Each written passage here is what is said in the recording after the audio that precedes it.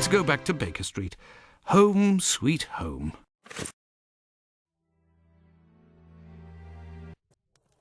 There we are, Holmes. I've told you in great detail everything that happened last night. Excellent work, Watson. We shall now be prepared to answer a few questions about the horrible murder in Hanbury Street. Do you think we are now in a position to find out the identity of the murderer of these two women? No, I don't think so. It's outside of our scope and not our responsibility. As much as you've done for Leather Apron and the affair with the pills, our mission is to help the police by ensuring that they don't get caught up following false leads and to point them in the right direction.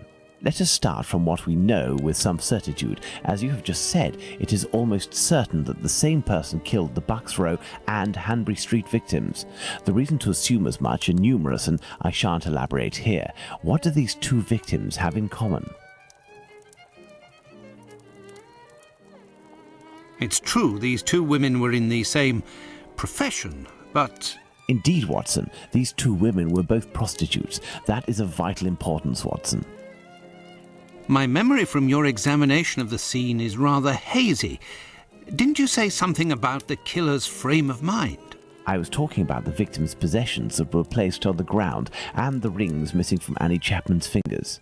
This killer is a cunning predator, comes from a rather humble background and shows steely self-control in carrying out the murders. Something is puzzling me, Holmes. Richardson's testimony contradicts the time of death given by Dr. Phillips, which also matches my own, 4:30 a.m. And yes, we shall confirm that, Watson, and attempt to determine the precise time of death. In order to do that, we will need to place everyone involved on a timeline. Only after that will we be able to place the knife symbolizing our killer. Let's look at our timeline, Watson.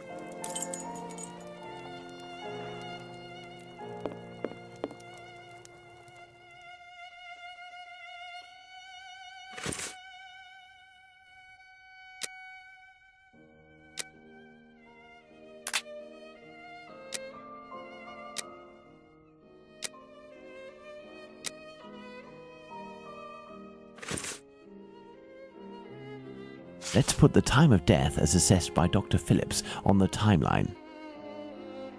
The assessment of the time of the murder given by Dr. Phillips and yourself, Watson, 4:30 a.m.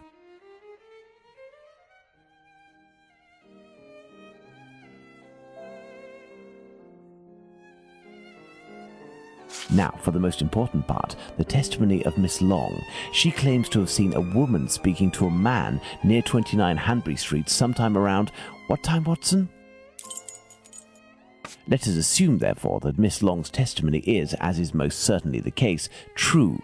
She places her meeting with the victim at around 5:30, claiming to have heard a clock chime on the half hour at the moment when she enters the street.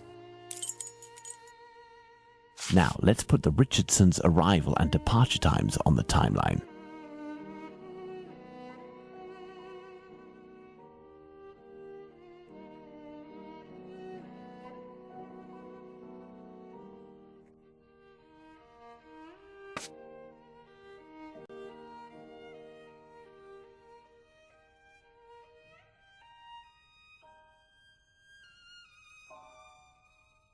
Now, let's put the Richardsons' arrival and departure times on the timeline.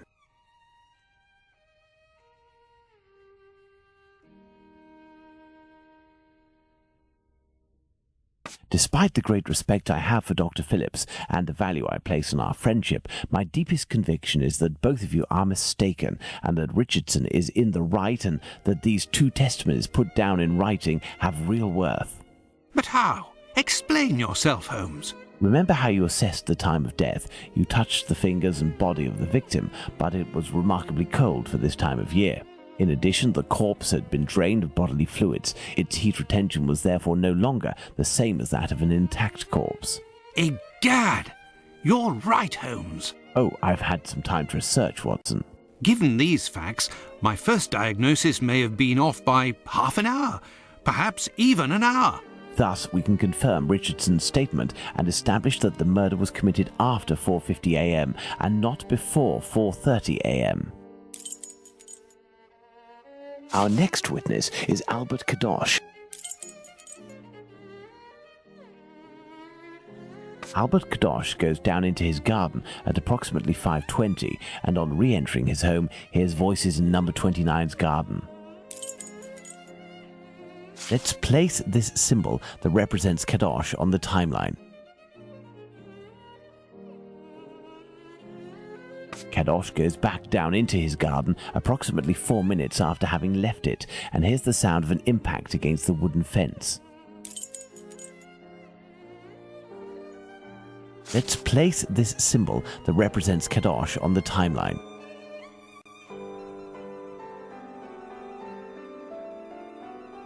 Kadosh leaves the garden, enters his house, then leaves for work, seeing the clock on the Spitalfields church showing 5:32. We left the station at 6 o'clock, and it took us 20 minutes to arrive at Hanbury Street.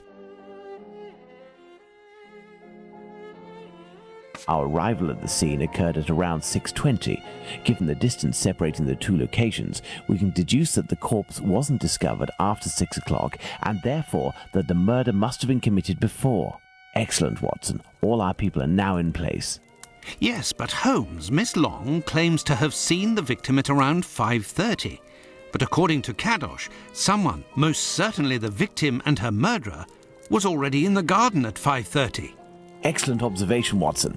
It must be noted, however, that these two witnesses, Long and Kadosh, saw the time shown on the clocks in the area, which are often inaccurate and went by their empirical and, in this case, erroneous estimate of how much time had passed. Thus, neither of these two times can be considered reliable.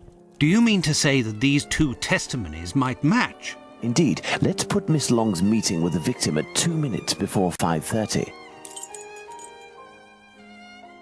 Let's add Miss Long's meeting with the victim at 2 minutes before 5:30 a.m. Mr. Kadosh claims to have passed by the Spitalfields church at 5:32, which, given the distance from 27 Hanbury Street, would mean he was still at home at 5:31. Let's therefore put the end of his testimony at 5:31. Miss Long heard the man say to the victim, "Will you do it?" To which the victim responded, "Yes," which would suggest that an agreement was reached and that the transaction was imminent. They then proceeded to enter the garden, which puts the voices heard by Kadosh at 5:29.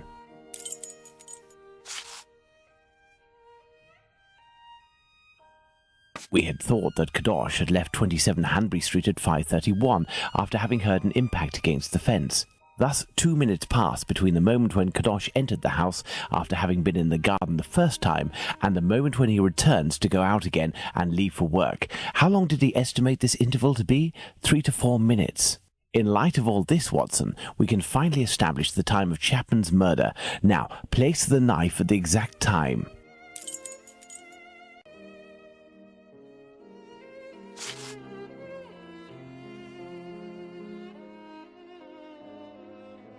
Now then, taking into account that the local clock isn't exact and that a young man was off by a minute or two in his estimations of his comings and goings, we can confirm Miss Long's testimony and place the time of the crime at approximately 5:30.